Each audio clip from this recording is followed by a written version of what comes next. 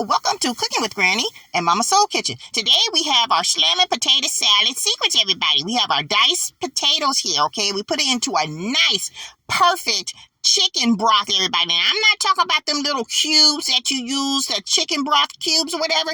We go with the flavors, okay? Better than bouillon chicken flavor, okay? That's what we use in our water, everybody, okay? Then we go ahead and bring that to a boil. Then we add our diced potatoes into the boiling water. And we go ahead and let it cook, okay? As you see, it comes out nice and soft right here. This is when we're going to go ahead and take it out and drain it because we want to make sure that our potatoes are nicely and cut perfectly. Excuse the little chirps in my phone. My man is trying to hit me up. You know what I'm saying? But anyway, so we're going to make sure we're going to drain our potatoes, like I said, and make sure they're all thoroughly, nicely chilled afterwards, okay? We're going to make sure it's room temperature first when it gets off the pot.